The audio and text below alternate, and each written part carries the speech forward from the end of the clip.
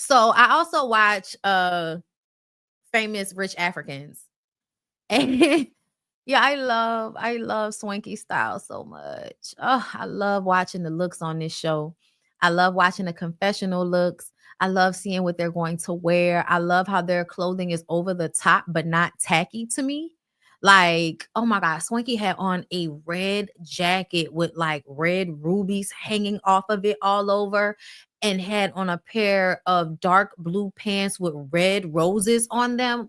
Girl, when I tell you I was obsessed, like every time they brought it in a confessional, I loved it. Then Zyri's new husband, I forgot his name, but Zyri's new husband had a floral purple and pink like blazer on that looked like, the it was embroidered, like, it wasn't printed, it was like embroidered. Like it was beautiful. Like they just make such, yeah, Zyri husband style. I liked it. I'm gonna tell you.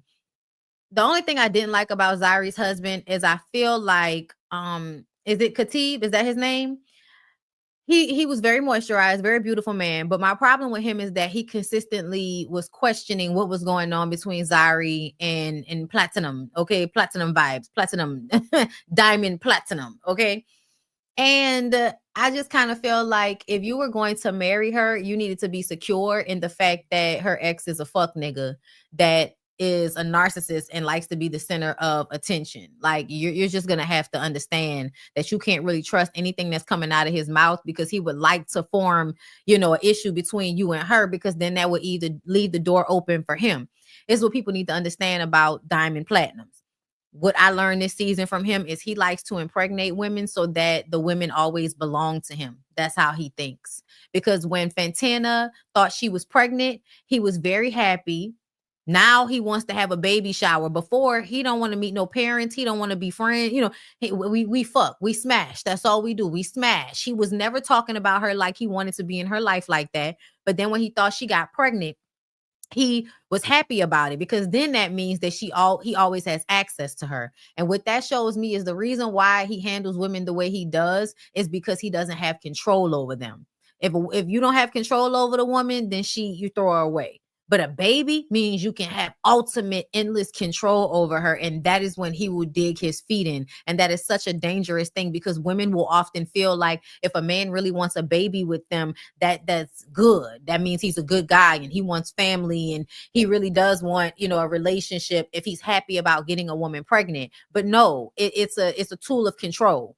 And he literally said it in one of the confessionals. But anyway, once he found out that Fantana wasn't pregnant, he was mad. He was mad. It was wild. It was so wild, y'all. Yes, I'm also glad that Keffy did what she did. Keffy was a new character on the show, and Keffy, Platinum Diamond, Diamond Platinum, he loved to try to fuck on any new girl on the show, right? So when Keffy came, he asked her out. Keffy told Fontana, because everybody knew what was going on between him and Fontana, child, whatever her name is. And so Fontana comes on a date. Like what you were saying a minute ago, you were saying you was just smashing me and I wasn't nobody. So what's going on here? And then he got mad at Keffy, and for the rest of the season, he talking bad about Keffy like he was wrong about her. Now she ain't that fine. Child, please. Child, please. Okay.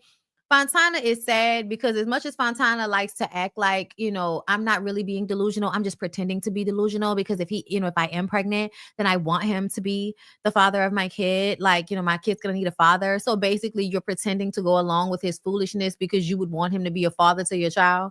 Girl, you are being delusional, even though you think you're not, because you wasn't pregnant for him. And the only reason you were shunning him was not because you found he was being disrespectful to you, but because you wanted to punish him so that he could make it up to you so that y'all could get back together. Because that's what happened. So she got what she wanted. And now he's kissing her in front of everybody and all of this. And I'm just kind of like, doesn't he have a girlfriend? Didn't we find out that he has a girlfriend? Girl. Oh no, yeah, she's a willing participant. That's why I'm not upset about it. Like I'm not upset about it. It's just like don't say you're not being delusional, because you are. Um you are, girl. The fact that you think that he's going to ever give you what you want, that's what we're talking about. Like you want a family? You want marriage? Like, what do you want? Because whatever it is, you're going to be looking for it from him at some point, and he's not going to give it to you. And he's going to tell you, I told you that that's not what I was into, bitch. Like, what?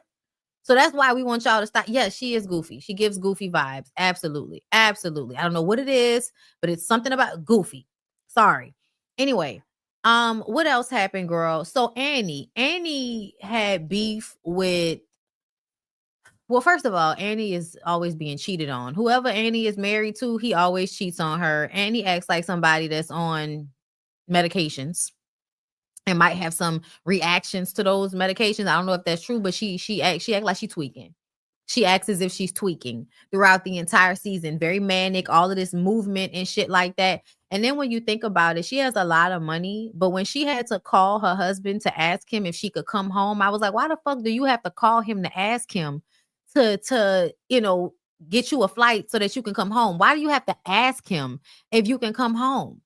Like, that's weird. So first of all, you can't trust your husband. He's a whore. He's never really around. You seem miserable because of it. And then you also like to be judgy about relationships. I believe she renewed her vows at some point with this man, girl, even though he was like impregnating people all over the continent, girl. So Annie be looking weird just from there, okay?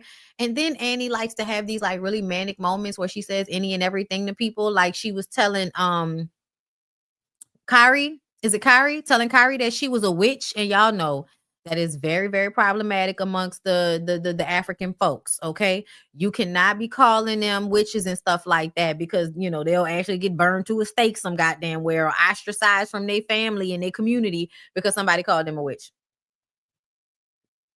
I'm like, that's wild that y'all still allow that to dictate if y'all are, cool with y'all family members or not. Somebody just saying they're a witch. That's wild. Like with no real investigation whatsoever. Just somebody said it. Now you mad, not a family, looking at you sideways. Girl, what kind of family is that? Yes, Annie is very much, I'm the victim. Yes, girl. I know. Honey, Two Face posted yesterday that they were separated. They need to be separated. Girl, Annie's husband just filed for divorce from her after having all those kids on her. I thought that little bun was shaking before. Oh yeah, nah. She about to trip out. I'm sure. Let's listen to the audio. Everything. I'm going to scatter everything. Nobody doesn't rush my approval. I will ruin everything. Hello, in your family. This is Annie. You don't tell her that I was with my husband today. Peaceful, nothing happened. My husband told me I had a shoot today. Only for him to back his things and his stupid cousin Frankie helped him plan it. His family does not love me. They hate me. They've been giving me hell for 10 years. Today, my husband packed his things. He lied to me that he was going to shoot. But my husband is on his way to America, planned by himself, FL Moripe, and Frankie. All of this behind my back. I don't deserve this. I don't. I know this is not your business. But I can't call any member of the story. I can't even call his manager. He will not take my call. Because he thinks I'm the reason. He thinks I'm in his way. He thinks I'm in his way. So he expect will never take my call. He don't send somebody his way to America without telling me. Without telling me. Without telling me. Go to seek prayer in America. I just don't like it. Don't move this car. Practice this car. I'm going right now on Instagram Live. I'm going now. I'm done. I'm done. Yikes. You should have been done a long time ago, sis. You should have been gone a long time ago. To me, the fact that you could even allow this to upset you to this point after everything this man has done, y'all need to break up and you need to go find yourself.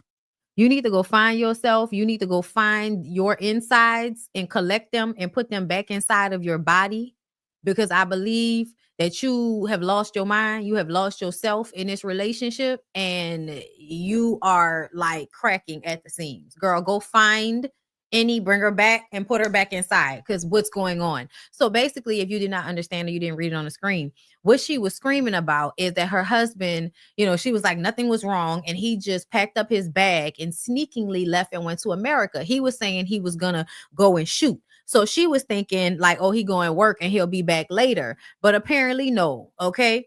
Apparently he must have snuck off to America without telling her he was going, which is no surprise. Again, as somebody said in the comments, he has several outside children. He has repeatedly cheated on her. He has not really shown up for her. She had to ask him permission to come home. Like, to me, it just showcases this man has no real respect or love for you, but you are the mother to his children. You were his wife, but he doesn't want you. And it's because well, first of all, he never really regarded you, obviously, if he would treat you this way. But you are falling apart at the seams because of his mistreatment, which makes you unattractive to him, which is why he doesn't even give a fuck enough to pretend with you anymore, because he don't want you. And this is why you don't crash out over men, because one of the things that is quite unattractive to men sometimes is a woman that has seemingly lost all of her marbles because of them. And I mean in a way that she's not taking care of herself. Oh yeah, if you crashing out over them and you still looking good the next day, yeah, they love that shit. But if you are actually starting to fall apart at the seams and not be mentally okay, you're not taking care of yourself. Like this past season, she showed up the first episode ashy. I was like, Annie, what is going on? Like, I don't know. It's sad. So to me, I feel like this is a prime example of why you don't let men step all over you, why you don't stay in long-term marriages and relationships with people that dishonor you and hurt you consistently, because all it does is chip away at your sanity, chip away at who you are as a person, and make you feel bad about yourself. And you then start to reflect that. When at the end of the day, when a person is consistently mistreating you like this, you leave them. You don't give them all of this power over you. That's why she don't like Zari, because Zari got up and left. Probably was jealous of the fact that Zari was able to get up and walk away. They just renewed their vows last season, didn't they? Wild.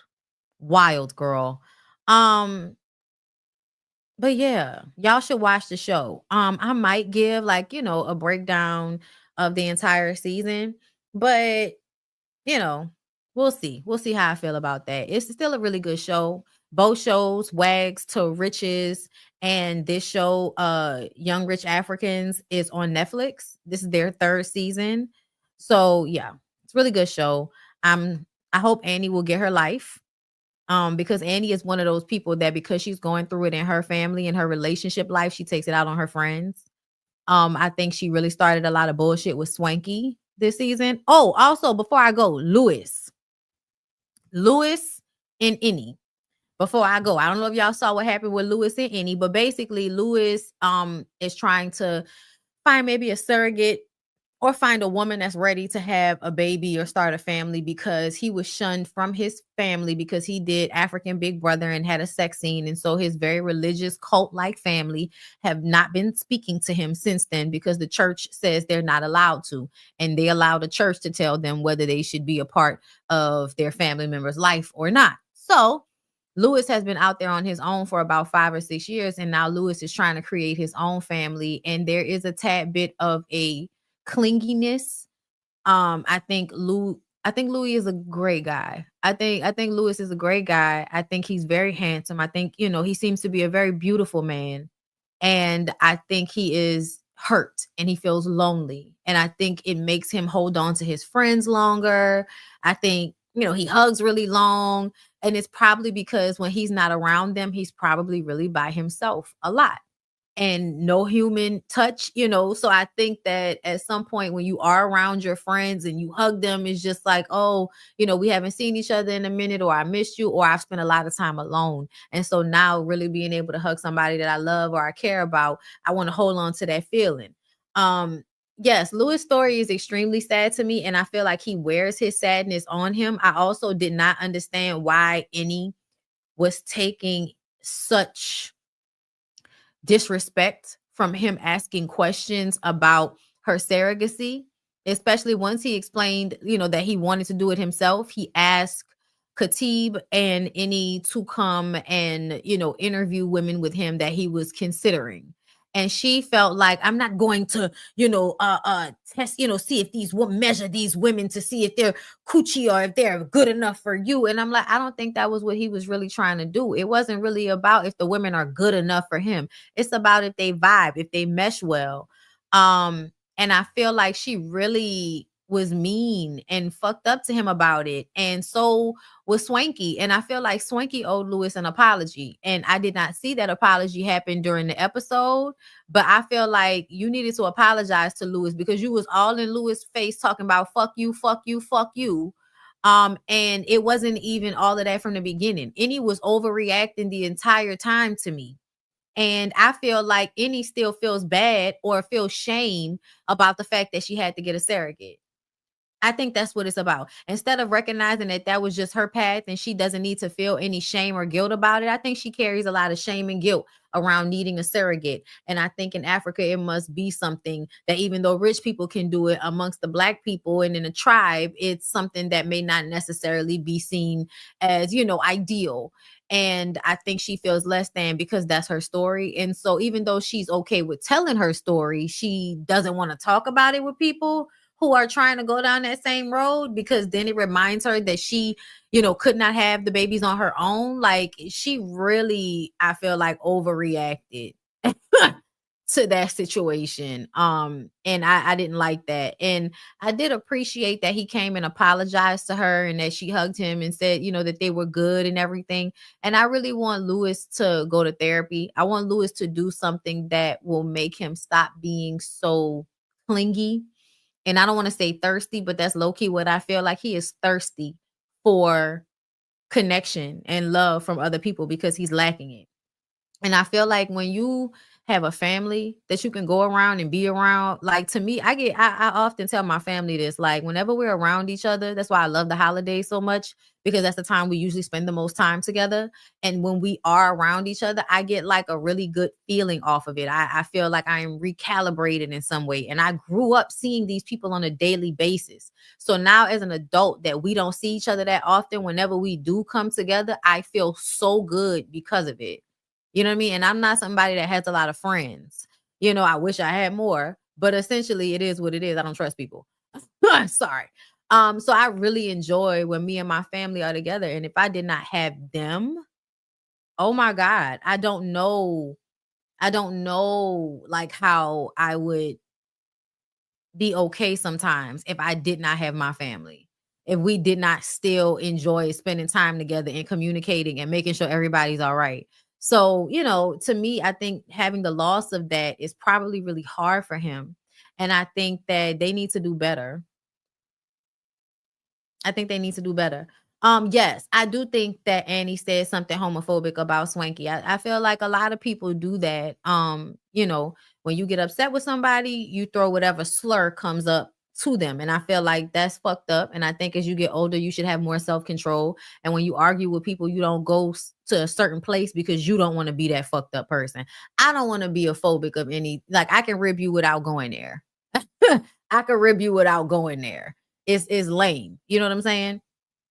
I can't stand Swanky. He throws rocks and hides his hand. I thought he was chilling for the most part this season, besides that situation with Lewis. I did not like that. But when I tell you, all he got to do is show up in a look, and I really don't be listening to much else he say. I just like to look at him. Just like to look at Swanky, okay? But yeah, y'all, the show is really good. Y'all should watch it. I hope they get another season. And to me, I honestly feel like if they were shopped to Bravo and Bravo passed up on them, Bravo is fucking up because they got money, y'all. Like the life in South Africa is beautiful. Like I was like, oh, we gotta go to South Africa. I think my sister is in South Africa right now.